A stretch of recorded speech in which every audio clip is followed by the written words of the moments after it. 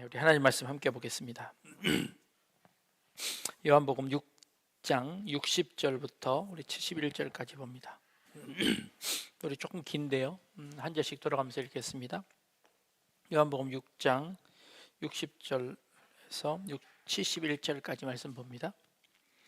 제자 중 여럿이 듣고 말하되 이 말씀은 어렵도다. 누가 들을 수 있느냐 한데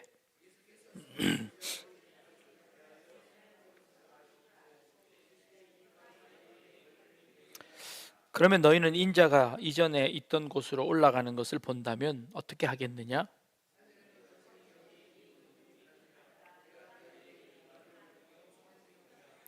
그러나 너희 중에 믿지 아니하는 자들이 있느니라 하시니 이는 예수께서 믿지 아니하는 자들이 누구며 자기를 팔 자가 누구인지 처음부터 아심이로라.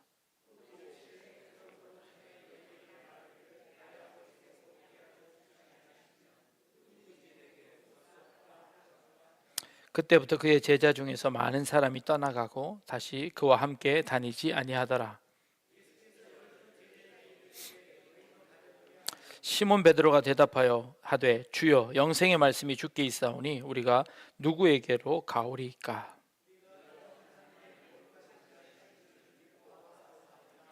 예수께서 대답하시되 내가 너희 12를 택하지 아니하였느냐? 그러나 너희 중에 한 사람은 마귀니라 하시니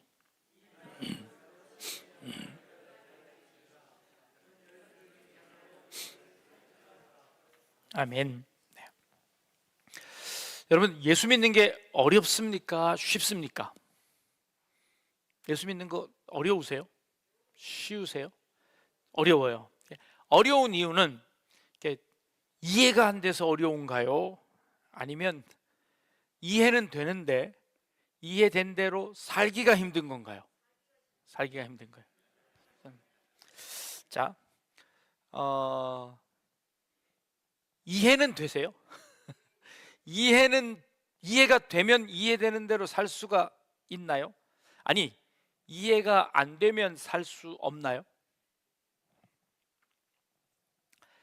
아이들에게 산수를 가르칠 때 1, 2, 3, 4, 5, 6, 7, 8, 9, 10까지 가르치기 10손가락 다 해서 더하기 이렇게 가르쳐 주잖아요. 근데 이제 10개가 넘어가면 어떻게 하나요? 발가락까지 다 해서 20개가 넘어가면 이제 그때부터 어떻게 가르치나요? 이제 어려워지는 겁니다. 이제 20개가. 뭐 그래도 더하기는 이렇게 가르칠 수 있습니다. 근데 빼기는 아이들이 이제 잘 이해가 안 되지요. 그래서 자, 사과가 5개 있는데 철수가 2개를 먹어버렸어. 그럼 사과가 몇 개 있지? 민우 몇 개 있어요? 사과가 5개 있는데 철수가 2개를 먹었대. 그럼 사과가 몇 개 남았어? 민우가 몇 학년이지 지금? 민우가 몇 학년이야 지금? 너 왜 대답을 안 해? 어? 자, 이 사과가 5개 있는데 철수가 2개를 먹었대. 근데 하나가 남는다는 거예요. 다시 잘 봐봐. 사과가 5개가 있는데 철수가 2개를 먹었대. 그럼 몇 개가 남았어? 1개가 남았다는 거예요. 왜 이게 1개야? 그랬더니 아니, 철수가 2개 먹는 동안 나도 2개를 먹어야지. 아니, 철수가 2개 먹는 동안 나는 가만히 있으란 말이냐고. 철수가 2개 먹는 동안 나도 2개를 먹으니 결국에는 하나가 남은 거죠. 맞는 거죠. 그죠? 이제 빼기가 어려워요. 그래도 그래서 5 빼기 2는 3이 돼요. 근데 이제 더 어려운 거는 2 빼기 5를 시키는 거예요. 2 빼기 5를 시키는. 2 빼기 5는 얼마예요? 2에서 어떻게 5를 빼냐고요. 2에서 어떻게 5를 빼냐고. 마이너스라는 개념이 이제 들어가게 됩니다. 이게 마이너스라는 개념은 언제부터 생겼는지 아십니까? 이 마이너스 개념은 1800년대쯤 돼서야 이해가 된 거예요. 그러니까 그전에는 마이너스라는 것은 없었어요. 마이너스라는 게 어디 있어? 없는 건데. 아니, 있어야 빼지. 없는 것에서 어떻게 빼냐고. 이 개념이 생긴 게 1800년대야 돼서야 이 개념이 생기고 그거를 약속을 한 거죠. 약속을 한 거죠. 아니 근데 마이너스 2 곱하기 마이너스 3은 얼마게요? 여러분들 이제 수학을 배우신 지가 한참 되셔서 네. 마이너스 곱하기 마이너스는 뭐가 되죠? 플러스가 돼요. 아니 마이너스 2 곱하기 마이너스 3인데 왜 플러스 3이가 되는 거예요? 왜 플러스 6이 되는 거예요? 왜 플러스 6이 되죠? 이해가 되십니까? 네. 이해가 돼야 사나요? 꼭 이해가 돼야 되나요? 이해 안 돼도 수학은 그냥 약속입니다. 마이너스 곱하기 마이너스는 플러스인 거죠. 왜냐하면 마이너스 쪽으로 2개 가는 거를 거기서 또 마이너스를 3개 가야 하면, 그렇게 설명하면 되나요? 이렇게 설명하면 안 됩니다. 네. 그건 이해할 수 없지만 약속인 거죠. 그렇게 약속해야만 나머지 문제들을 풀어낼 수가 있습니다. 나머지 문제들을. 자, 예수님을 믿는다는 것은 도대체 뭘까요? 예수를 믿는다는 거 이해하십니까? 예수님이 요한복음에 나는 뭐다, 에고 에이미라고 하는 게 요한복음에 7개가 나옵니다. 나는 생명의 떡이다, 나는 세상의 빛이다, 나는 문이다. 예수님 문이래요. 뭔 의미예요? 이게 뭔 뜻일까요? 나는 선한 목자다, 나는 부활이요 생명이다, 나는 길이요 진리요 생명이다, 나는 참 포도나무다. 예수님께서 이 요한복음 안에 나는 뭐다라고 하는 것을 7번 말씀하시는 거, 에고 에이미라고 하는 그 유명한 말이 있어요. 나는 뭐다, 나는 뭐다라고 7개나 말씀하셨어요. 그러면 이 중에 7개 중에 진짜 예수님은 뭘까요? 뭐가 진짜일까요? 다 진짜지요. 왜냐하면 예수님이 다 예수님이 하신 말씀이에요. 다 예수님이 하신 말씀이라고. 그렇다면 예수님이 하신 말씀 중에 진짜 예수님의 정체는 뭘까요? 떡이라 그러셨다가, 빛이라 그러셨다가, 문이라 그러셨다가, 나무라 그러셨다가, 목자라 그러셨다가, 예수님은 막 여러 가지로 설명을 해내셨어요. 이해하실 수 있으세요? 뭔 뜻이에요? 모르겠어요. 이해해야 믿나요? 이해 못하면 못 믿나요? 이해해야만 믿을 수 있나요? 어렵습니다. 예수 믿는다는 것이 사실 이해하기 어려울 때가 참 많습니다. 왜요? 믿음으로 산다고 하는 내 삶을 내가 이해할 수 없으니까요. 내가 이해 안 될 때가 너무 많으니까요. 도대체 왜 나에게 이런 일들이 일어나는 겁니까? 왜 이런 일들이 이 세상에 있어야 되는 걸까요? 하나님 살아계시다면서요. 그런데 왜 믿는 자들에게 이렇게 어려움이 있어야만 하는 걸까요? 이해 안 될 때 참 많습니다. 그런데 주님이 이해 안 되는 제자들에게, 우리들에게 예수님이 나는 뭐다라고 자꾸 설명하시는 거예요. 이해 안 되는 사람들에게 나 생명의 떡이야, 너희 날 먹어야 돼. 도대체 예수님을 어떻게 먹으라는 겁니까? 이 생명의 떡이라는 것이 도대체 무슨 말씀입니까? 이해가 안 됩니다. 예수님이 마지막 때에, 마지막 십자가 지시기 전에 또 말씀하세요. 이건 너희를 위해 주는 내 몸이다. 그거 생명의 떡이다 라고 하신 말씀하고 뭐가 다르죠? 이건 너희를 위해 주는 내 피다 라고. 이해 안 됐죠? 근데 예수님이 십자가에 딱 돌아가시고 나니까 이해가 됐어요. 예수님이 그때 내가 생명의 떡이라고 한 그 말씀이 무엇인지를 알게 됐어요. 살다 보니 깨닫게 되었어요. 아, 예수님이 진짜 생명의 떡이구나, 생명의 떡이구나 라는 것을 알게 되는 거죠. 나는 세상의 빛이다. 번쩍번쩍 빛나시는 빛인가요? 도대체 무슨 말씀이신가요? 나는 문이다.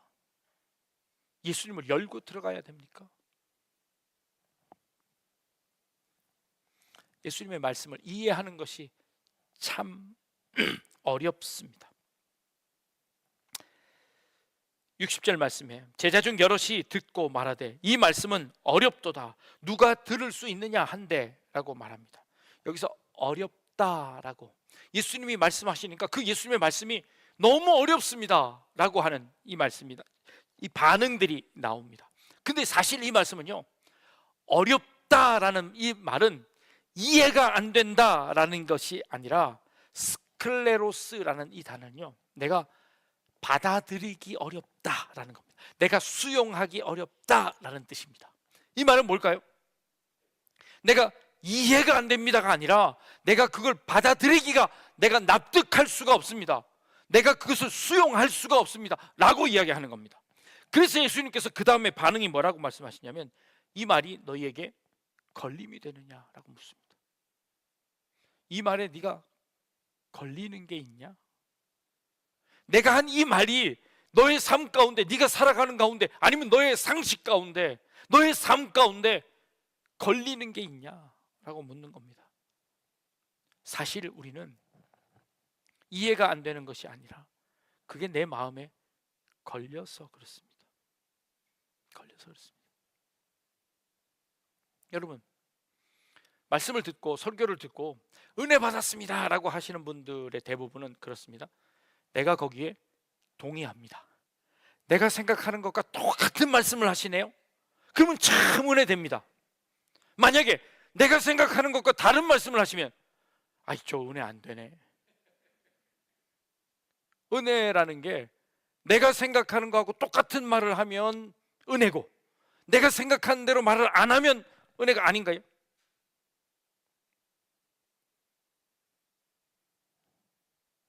예수님께서 나는 생명의 떡이다 라고 하는 이 말씀은요, 바로 6장에 제자들이, 많은 사람들이 예수님을 따라왔을 때 예수님의 말씀을 듣고 오병이어의 기적이 일어났던 때였습니다. 많은 무리들이 예수님의 말씀이 재밌어서 따라왔습니다. 그리고 그 예수님의 말씀을 듣다가 기적이 일어났는데 오병이어의 기적을 맛봤습니다. 아무것도 내놓지 않았는데 그냥 거저 배불리 먹을 수 있게 되었습니다. 그 일이 있고 나서 많은 사람들이 예수님을 쫓아다녔습니다. 예수님 어디 가십니까? 예수님 어디 가십니까? 예수님이 그 무리들을 놔두고 급하게, 오병이어 기적이 일어난 다음에 예수님이 급하게 그 자리를 떠나셨습니다. 사람들이 예수님을 찾느라고 막 바빠졌습니다. 가버나움에서 예수님을 만났습니다. 예수님 언제 여기 오셨어요? 예수님 찾느라고 얼마나 우리가 있었는데요. 근데 예수님 뭐라 그러셨는지 아십니까? 너희들이 나를 찾는 것은 기적 때문도 아니고 너희들이 나를 찾는 것은 먹고 배부림 때문이구나. 먹을 것 때문에 날 찾는구나. 예수님 그렇게 말씀하셨어요. 그러면서 예수님이 하신 말씀이 이 말씀이에요. 진짜 떡은, 진짜 먹고 배불러야 하는 떡은, 진짜 우리의 생명을 살리는 떡은 그 먹는 그 떡이 아니라 내 몸이다. 나를 먹지 않으면 너희가 살 수 없다 라고 예수님이 말씀하셨어요. 그랬더니 이 사람들이 이 말이 이해가 안 됩니다. 아니, 납득이 안 됩니다. 아니, 그건 내게 걸리는 말입니다. 그것 아니면 내가 당신을 따라갈 이유가 무엇입니까? 그것 안 해결해 준다면 내가 당신을 따라갈 이유가 없습니다. 그리고 이 일 후에 그들이 예수님을 떠나기 시작했다라고 이야기합니다. 예수님의 이 말씀이 납득이 안 됐습니다. 이해가 안 됐습니다. 수용하기가 어려웠습니다. 그래서 그들은 그것이 걸림이 되어 그 예수님을 떠나기 시작했습니다. 내 말이 너희에게 걸림이 되느냐라는 겁니다. 그렇다면 우리가 은혜 받아야 하는 말씀은 내 마음에 걸리는 말씀이어야 합니다. 내가 납득하고 이해하고 딱 동의할 수 있는 것, 그건 믿음이 아니죠. 그건 그냥 내가 이해가 된 겁니다. 상식인 거죠. 믿음은 내가 이해되지 않는 것을 믿는 겁니다. 내가 알 수 없는 것을 믿는 겁니다. 내가 눈에 보지 못한 것을 보는 것이 믿음입니다. 내가 이해되지 않는 것을 믿는 것이 믿음입니다. 아니, 다 이해되면 믿음이 왜 필요합니까? 그냥 이해된 거죠. 이해가 안 됐으니 믿음이 필요하죠. 내가 납득할 수 없으니 거기에 믿음이 필요한 것이요.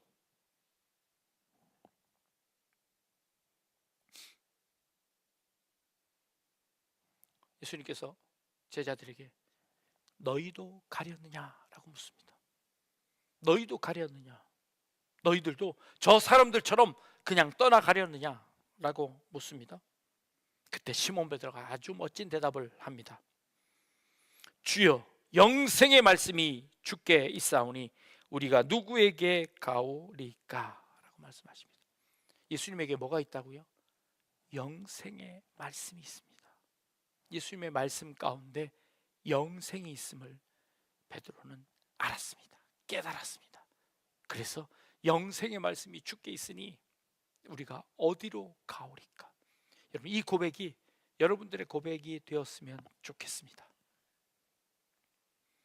내가 이해되지 않지만, 때로는 내가 받아들일 수 없지만, 때로는 내게 걸림이 되지만, 때로는 내게 납득할 수 없는 일이지만, 그러나 주님께서 말씀하신다면 내가 그 말씀 믿고 나가보겠습니다.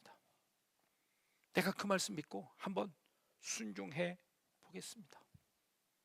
내가 그 말씀 믿고 한번 나가 보겠습니다. 이 믿음이죠.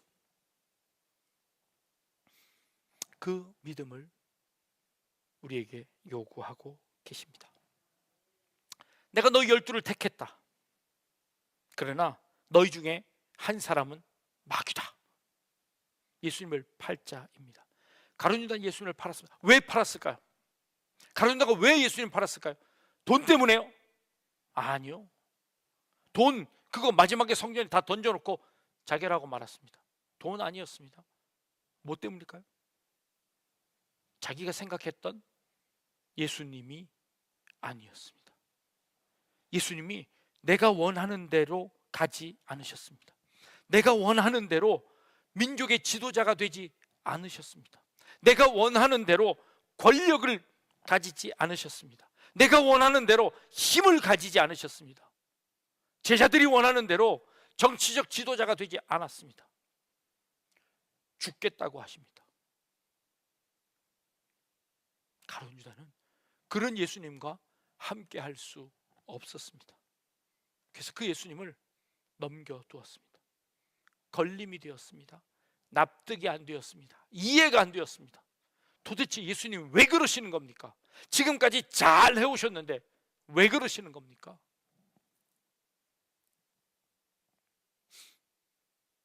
그리고 가룟유다는 그렇게 예수님을 팔아버렸습니다.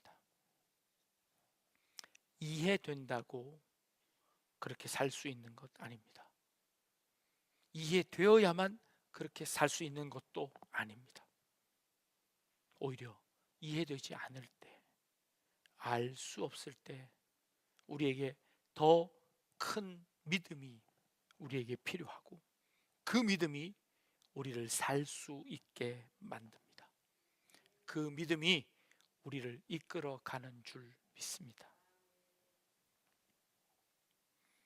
우리 약대중앙교회 모든 성도님들, 영생의 말씀이 여기에 있습니다. 제가 제일 좋아하는 말씀 중에 한 말씀이 63절 말씀입니다. 살리는 것은 영이니 육은 무익하니라. 내가 너에게 이른 말이 영이요 생명이니라 라는 말씀입니다.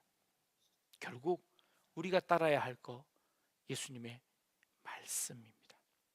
제가 중고등학교 시절에 이렇게 신앙적인 방황을 할 때였습니다.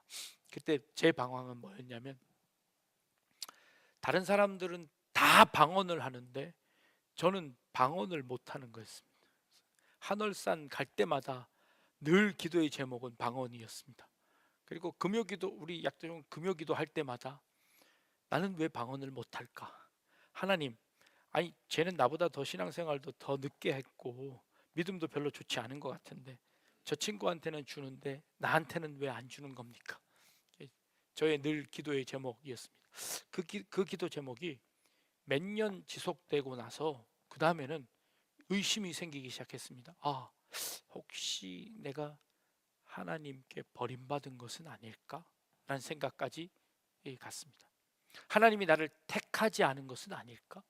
어렴풋하게 들은 예정론으로 하나님이 날 예정하지 않으셨기 때문에 나에게 이런 선물을 주시지 않는 거구나 라고까지 생각하는 단계까지 올라가 버렸습니다. 이제 그런 생각들이 번민이, 그래서 에이, 내가 어차피 나는 선택 못 받았으면 내가 굳이 이렇게 열심히 할 필요 있나? 그냥 내 마음대로 살아야지 라는 생각까지도 이렇게 가는 중이었습니다. 근데 어느 수련의 말씀이, 이 요한복음 6장 63절 말씀이 제 마음속에 이렇게 탁 치는 겁니다. 야, 우리를 살리는 것은 육이 아니라, 그런 기적이나 이적이 아니라 우리를 살리는 것은 하나님의 말씀이지. 그 말씀대로, 그 말씀이 내 안에 있다면, 그 말씀대로 산다면 그게 하나님의 은혜다라고 하는 이 말씀이 저의 가슴 속에 아주 깊이 들어왔습니다. 그리고 나서 제가 그 고민들을 떨쳐버리기 시작했습니다. 그게 별거 아니구나 라는 생각을 하게 되었죠. 그 다음서부터 저의 이 방언에 대한 연구들이 시작되어집니다. 방언을 하면 그 방언하는 기도에 무슨 기도를 하는지 아십니까? 방언 기도하면 방언 기도가 무슨 뜻인지 알고 하세요? 방언하시는 분들 무슨 기도인지 알고 하세요? 모르죠. 자, 뜻도 모르고 하는 기도, 이렇게까지 말씀을 드리면, 자, 기도는 방언 기도를 하면 비슷한 단어를 계속 반복해서 이야기합니다. 그렇죠? 그러면 그거는 기도인가요? 주문인가요? 주문하고 기도의 차이가 뭐죠? 기도는 내가 또박또박 의미 있는 말을 하잖아요. 내가 기도를 하는데 무슨 뜻인지 알지 못하고 그리고 같은 말을 반복해요. 주문인가요? 기도인가요? 이제 이렇게까지 말씀을 드리면 제가 뭐 방언을 부인하거나 그러고 나서 저도 방언의 은사를 받기는 했습니다. 그러고 나서 방언 기도를 하게 되었는데 제가 고민하는 겁니다. 과연 이 기도가 우리에게 어떤 의미가 있을까를 고민하게 됩니다. 물론 의미가 있습니다. 그리고 그것은 우리의 신앙생활에 큰 도움을 주었습니다. 분명합니다. 그리고 성경에서도 그런 방언을 인정합니다. 그리고 그 방언은 우리의 신앙 삶 가운데 유익이 됩니다. 그러나 그것이 우리의 신앙을, 구원을 증명해낼 수는 없는 겁니다. 그것은 우리의 도구이고 우리의 신앙의 유익일 뿐이지 그것이 우리 신앙의 전부가 아니라는 것을 알게 됩니다. 살리는 것은 말씀입니다. 말씀이 우리를 살리는 것이지 겉으로 드러나는 이적이나 기적이나 아니면 먹을 것, 빵이 우리를 살리는 것이 아니라는 말씀을 하시는 겁니다. 그 빵을 쫓아다녔던 사람들은 떠났습니다. 기적을 쫓아다니던 그 사람들도 떠났습니다. 다 떠나버렸습니다. 그리고 오직 남은 것, 예수님의 말씀 전하는 것만 남았습니다. 12명의 제자들이 끝까지 남아 그들이 행했던 것이 무엇입니까? 예수님이 하셨던 말씀 전하는 것이었습니다. 그리고 십자가에 거꾸로 다 죽었습니다. 거꾸로 죽고 다 순교했습니다. 아니, 그 12제자 기적적으로 살려내셔야 되는 건 아닙니까? 아니요. 그것은 결국 예수님의 말씀을 전하기 위한 도구였습니다. 5천 명을 이상 먹이고 그 많은 떡들을 만드셨, 다 도망가 버렸습니다. 그걸 통해서 예수님이 하시고자 하는 말씀이 무엇입니까? 진짜 생명의 떡은 나다. 진짜 생명의 떡은 내가 한 말이다. 예수님이 문이다라는 말씀은 무슨 말씀입니까? 내가 한 말을 들어야만 그 문을 열 수 있고 그 문을 들어가야만 천국에 갈 수 있다 라고 하시는 것이죠. 이 예수님이 하신 말씀입니다. 우리의 신앙이 떡과 기적을 따라가는 신앙이 아니라 정말 예수님의 말씀에 순종해서 나아갈 수 있는 우리 성도님들 되실 수 있기를 주님의 이름으로 축복합니다. 기도하겠습니다.